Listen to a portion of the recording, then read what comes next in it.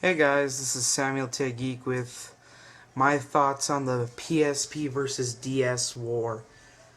Now, going back into the history of handheld wars, Nintendo has always been king. And I think it stands the same with this war. I mean, Sony tried really hard. I gotta give them props on how hard they tried. But they couldn't really cut it. I mean, the system is big, like that big, and then they had this whole UMD movie scam going on. I call it a scam because why would you want to watch a UMD on a little system about this big for $30 when you could buy a DVD which is about like this, and you could buy one of these for like $20 and watch it on your home theater or in the car if you have a DVD player in the car. I mean, why would you want to spend $30? And then, you see, Sony was thinking too ahead of its time. They didn't really plan it out, and they didn't really think about it. I mean, no one really knows what the PSP is made for, because it can do movies, it can do music, and it can do games.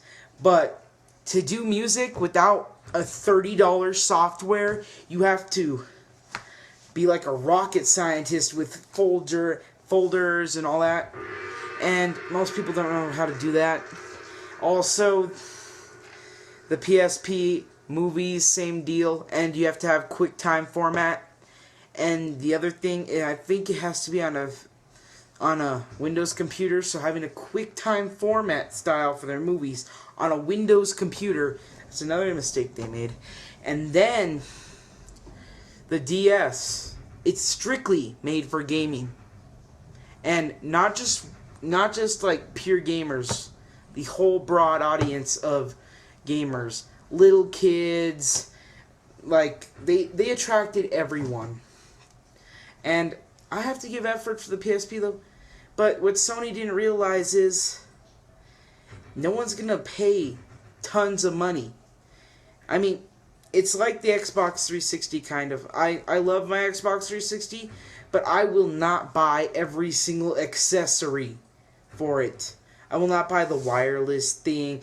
I mean, some people go out and do that, but you literally almost have to do that with the PSP. You have to buy a memory stick, you have to buy this, you have to buy that.